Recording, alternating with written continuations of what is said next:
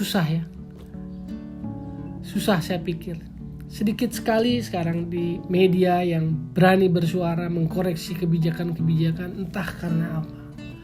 Saya pikir sepak bola kita juga kehilangan karakternya, kehilangan identitas, kehilangan suaranya, kehilangan kejujurannya.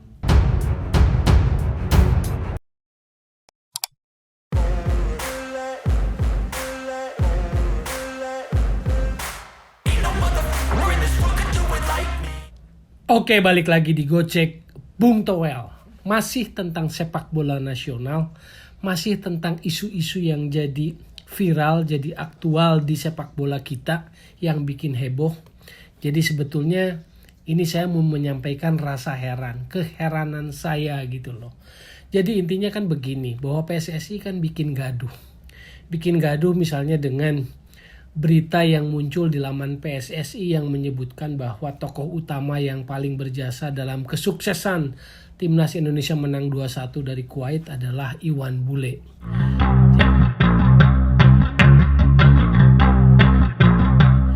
Jadi pertanyaannya adalah, kok bisa laman PSSI, website resmi PSSI diisi oleh berita-berita yang seperti itu?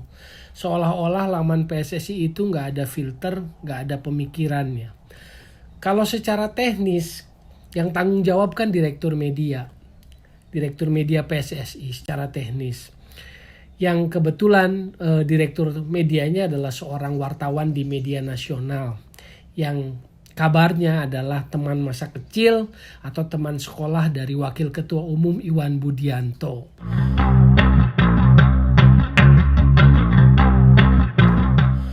Nah, menurut saya sih dia harus bertanggung jawab kenapa berita seperti itu bisa muncul di laman PSSI, di website resmi PSSI yang itu mewakili federasi. Kok isinya tentang ketua umum, kok isinya yang tentang mengagung-agungkan ketua umum gitu loh.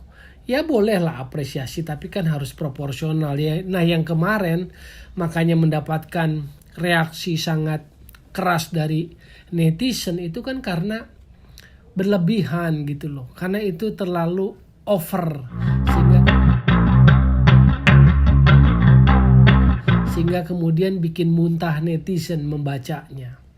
Nah, kalau dari sisi organisasi, Direktur media itu ada di bawah kesekjenan, yang artinya sekjen juga harus bertanggung jawab. Kok bisa berita seperti itu muncul di laman PSSI? Apakah ada maksud lain? Apakah memang sengaja? Kan itu yang harus dipertanggungjawabkan oleh sekjen PSSI yang namanya Yunus Nusi, yang mantan exco. Ini kan, dan sampai sekarang kan kita nggak lihat tuh respon jawaban dari Yunus Nusi terkait itu. Begitu Sinteyong komplain tentang lapangan yang belum di-booking, kan Sekjen PSSI langsung menjawab bahwa itu ada miskomunikasi, ada permintaan mendadak perubahan jadwal dari Sinteyong. Sekjen PSSI menyatakan itu. Nah, kemarin atau sampai sekarang Sekjen PSSI tampaknya tiarap terkait soal berita tokoh yang paling berjasa, tokoh utama paling berjasa Iwan Bule yang muncul di laman website PSSI. Sekjennya diam 1000 bahasa, masih tiarap sepertinya. Ya mungkin lagi sembah-sembah sujud minta maaf pada ketua umum. Barangkali, sepertinya, mungkin saja. Sambil sumpah setia bahwa tidak punya maksud lain lah. Itu kan dugaan dari kita lah, seperti itu. Nah, poin yang mau disampaikan adalah selain kegaduhan yang seperti itu, dimunculkan lagi kegaduhan berikutnya tentang keputusan bulat exco PSSI yang mendowngrade Sinteyong. Nah, dari sekian kegaduhan-kegaduhan yang ditimbulkan oleh federasi, keheranan saya, kan yang merespon bereaksi keras adalah netizen, publik bola, netizen bola lah, bereaksi keras terhadap situasi itu. Yang saya heran adalah kemana voter-voter PSSI yang saya sebut sebagai lingkaran dalam PSSI lah. Para voter-voter ini kok diam, tidak bereaksi, tidak bersuara melihat federasinya yang dipimpin oleh Iwan Bule dan para eskonya itu yang mereka telah pilih 2019 kok bisa segegabah itu. Segegabah mengelola media website resmi PSSI, segegabah melakukan pencitraan terhadap ketua umumnya, tapi semuanya diam saja. Lalu juga terkait keputusan Exco, terkait tim nasional Sinteyong, gak ada juga voter-voter atau tokoh sepak bola yang bersuara. Semuanya diam, semuanya duduk manis, tidak ada suara apapun yang mengkoreksi atau memberikan pendapat terkait jalannya federasi kita yang dipimpin oleh Iwan Bule ini. Ini kan memprihatinkan gitu loh. Netizennya gaduh, ikut gaduh, bereaksi, spontan, merespon. Kok lingkaran dalamnya, para footer dan tokoh-tokoh pelaku langsung sepak bolanya adem ayem aja, tenang-tenang saja, diam-diam saja. Jadi kadang saya merasa bahwa kangen dengan mendiang Iswadi Idris, dengan mendiang Roni Patina Sarani. Orang-orang bola, tokoh-tokoh sepak bola yang punya track record di sepak bola dan berani bicara. Jadi waktu itu seringkali mendiang Iswadi Idris, Roni Pati berani mengkoreksi kebijakan-kebijakan yang gak benar, mengkoreksi keputusan-keputusan yang tidak pada track sepak bola. Jadi kadang saya kangen dengan tokoh-tokoh seperti itu. Dan saya merasa kehilangan tokoh-tokoh seperti itu. Sekarang rasanya belum muncul lagi tokoh-tokoh sepak bola yang sekarismatik seperti almarhum Iswadi Idris dan Roni Patina Sarani. Gak ada suaranya, semuanya kompak diam.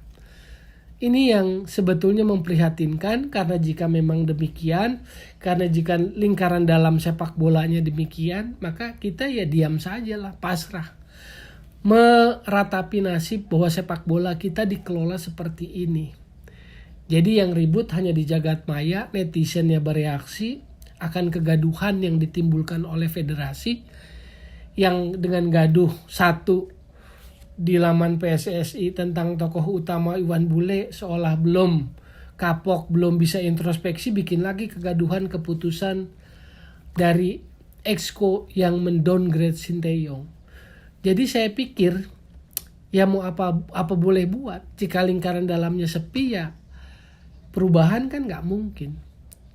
Secara sepak bola, secara aturan yang bisa merubah adalah mereka yang memiliki hak suara. Tapi inilah yang terjadi, keprihatinan yang terjadi. Seperti ini. Ini sepak bola kita rupanya jadi ya susah ya. Susah saya pikir. Sedikit sekali sekarang di media yang berani bersuara mengkoreksi kebijakan-kebijakan, entah karena apa. Saya pikir sepak bola kita juga kehilangan karakternya, kehilangan identitasnya. Kehilangan suaranya, kehilangan kejujurannya.